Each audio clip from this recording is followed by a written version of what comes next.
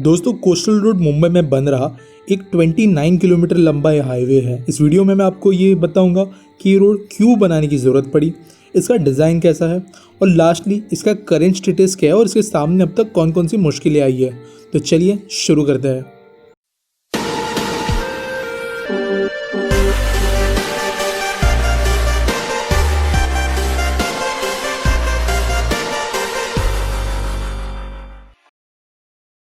दरअसल मुंबई में 1962 में ही एक 3.6 किलोमीटर लंबा रास्ता प्लान किया गया था, जो हाजी अली दरगाह से लेकर नरीमन पॉइंट के बीच बनाया जाने वाला था।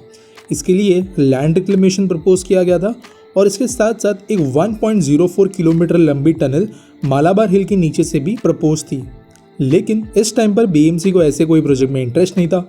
मुंबई की ट्रैफिक सिचुएशन भी ज़्यादा बुरी नहीं थी और इसीलिए ये ठंडे बस्ते में चला गया और इसने कभी दिन का सवेरा नहीं देखा। इसके बाद में एक 35 किलोमीटर लंबे रूट का प्रपोजल आया साल 2012 में। ये कांदिवली से लेकर साउथ मुंबई की मरीन ड्राइव तक प्रपोज था, जो समुद्री किनारे चल रहा था। लेकिन इसके विरोध में कुछ प्रोटेक्शन ग्रुप्स आ गए और इसके अलावा कोस्टल रेगुलेशन जोन उस समय इंडिया में लैंड रिक्लेमेशन अलाउ ही नहीं करता था। और कोस्टल रोड जैसे प्रोजेक्ट्स में जहां पर बहुत लैंड रिक्लेमेशन की जरूरत है, ये जब तक सेंटर कानून चेंज नहीं कर सकती थी या कोई स्पेशल परमिशन नहीं देती थी, उस समय तक ये प्रोजेक्ट शुरू नहीं कर सकता था। और इस रूल को चेंज करने के लिए Maharashtra coastal road management authority ने कोशिश की कि ये नियम बदला जाए और कोस्टल रोड मुंबई के लिए पॉसिबल हो। लेकिन एनवायरमेंटल इश्यूज का हवाला देते हुए ये प्रोजेक्ट फिर से ठंडे बस्ते में चला गया। 2014 में नई सरकार आने के बाद इस प्रोजेक्ट को सबसे पहले फास्ट फेज ट्रैक पर डाल दिया गया। इसके बाद में डच गवर्नमेंट और नेदरलैंड की कुछ कंसल्टेंसी बॉडीज के साथ मिलकर एक MOU साइन किया गया, जिसने इस पूरे प्रोजेक्ट के लिए रिसर्च की और एक रिपोर्ट बनाया। दोस्तों, आपकी इन्फो के लिए बता देता हूँ कि अगर आप हॉलैंड, जहाँ से डच लोग आते हैं, और नेदरलैंड्स, इन कंट्रीज को देखेंगे तो ये सदियों से लैंड रिक्लेमेशन के एक्सपर्ट्स रह चुके हैं। इन्होंने ऑलमोस्ट अपनी पूरी की पूरी कंट्री समुद्र के अंदर से ज़मीन निकाल कर बनाई है। इसके अलावा ये one of the best countries है पूरी दुनिया में, जिन्हें 100 साल से ज़्यादा का एक्सपीरियंस है फ्लड कंट्रोल वगैरह का। तो इनके ज़रिए एक रिपोर्ट तैयार की गई।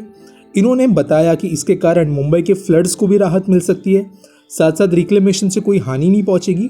और ऐसा एक रिपोर्ट इन्होंने सेंटर के सामने पेश किया। इस रिपोर्ट के साथ में सेंटर के साथ हुई डिस्कशंस के हवाले, इस रिपोर्ट के जरिए सेंटर में कई डिस्कशंस हुए और 8 जून 2015 को CRZ ने इस चीज़ की परमिशन दे दी।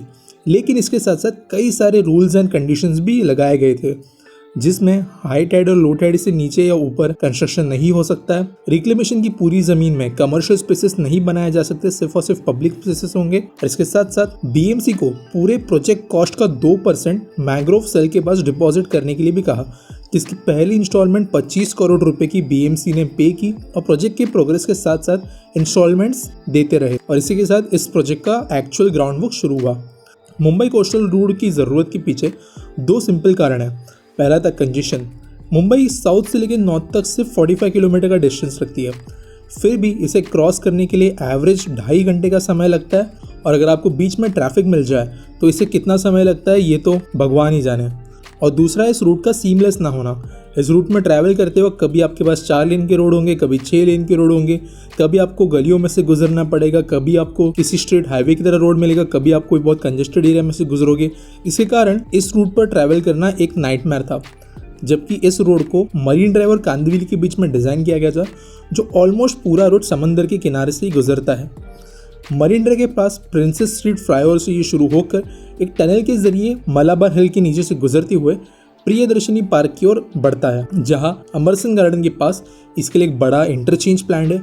आगे बढ़ते हुए ये हाजी अली दरगाह पहुंचता है, जहां एक बहुत बड़ा और बहुत कॉम्प्लेक्स इंटरचेंज प्लान है। इससे और आगे बढ़ते हुए ये वर्ली तक पहुंचता है और इसका अब तक का पूरा सफर ज्यादातर रिक्लेम्ड जमीन पर हुआ है। इसके आगे ये बांद्रा वर्ली सीलिंग से जुड़ जाता है। अगर आप बांद्रा वर्ली सीलिंग की तस्वीरें भी देखोगे तो इस कोस्टल रोड को ध्यान में रखते हुए ही इसे पहले डिज़ाइन किया गया था और इसे कैसे कनेक्ट किया जाएगा इसकी सुविधा पहले से बांद्रा वर्ली सीलिंग में बनाई गई है। बांद्रा वर्ली सीलिंग को पार करते हुए ये आगे बढ़ता है और इसके बाद में वर्सोवा तक 10 किलोमीटर तक का एक नया सीलिंग बनाया जाएगा।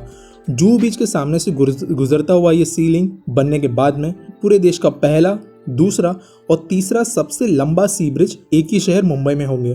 दोस्तों, जैसे मैंने कहा कि CRZ के नियमों के कारण जितनी भी रिक्लेम्ड ज़मीन है उस पर कमर्शियल डेवलपमेंट नहीं हो सकते, इसके लिए जितनी भी रिक्लेम जमीन होगी वहां पर recreational areas, cycling tracks, walking paths, jogging tracks, इसके अलावा amphi theatres, parking, bus terminus, taxi stand, इस तरीके के पब्लिक स्पेसेस डेवलप किए जा रहे हैं। इस रोड में 8 लेन्स के अलावा BRTS सिस्टम्स के लिए डेडिकेटेड जगह होगी और फ्यूचर में मेट्रो या लाइट रेल के एक्सपांशन के लिए भी पहले से प्लानिंग की जा रही है। अगर अभी 2020 में इसका काम कहाँ तक पहुंचा इस चीज की बात करें तो इसका फेज 1 जो यहाँ या साउथ सेक्शन की अगर हम बात करें तो रिक्लेमेशन का काम बहुत तेजी से जारी है। प्रियदर्शनी पार्क की तरफ जो टनल बनने वाली है उसका भी काम शुरू हो चुका है और रिक्लेमेशन के पहले कुछ भाग पूरे हो जाने के कारण यहाँ पर पाइलिंग या पिलर्स बनाने के पहले वाली प्रोसेस शुरू हो चुकी है। 4 साल में इसका पहला भाग तैयार हो जाएगा ऐसी आशा है, लेकिन इस प्रोजेक्ट को अब तक कुछ ऑब्जेक्शंस भी फेस करने पड़े हैं इसके 2.5 साल के अंडर कंस्ट्रक्शन पार्ट में।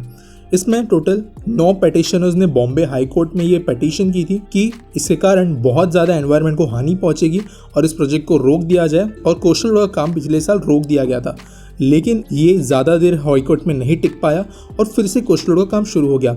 इसके साथ साथ आप आए दिन कोली समाज जो यहाँ के आसपास के एरियाज में फिशिंग करके अपनी ज़िंदगी चलाते हैं, उनकी तरफ से भी कई बार विरोध प्रदर्शन देखने मिले हैं, जिनके हिसाब से कोस्टल रोड बनने के कारण इनकी फिशिंग की लाइफस्टाइल पर असर पड़ेगा और ये आगे जाकर कमा नहीं पाएंगे। लेकिन ऐसी चीज़ें अड़ने के बाद भी मुंबई कोस्टल रोड का काम आज की तारीख में तो एटलीस्ट ठीक ठाक फेज से हो रहा है। कोस्टल रोड मुंबई के लोगों के लिए एक बहुत ज़्यादा ज़रूरी प्रोजेक्ट है और इसके कारण मुंबई की स्ट्रेस ट्रैफिक कंडीशन को बहुत बड़ी राहत मिलेगी।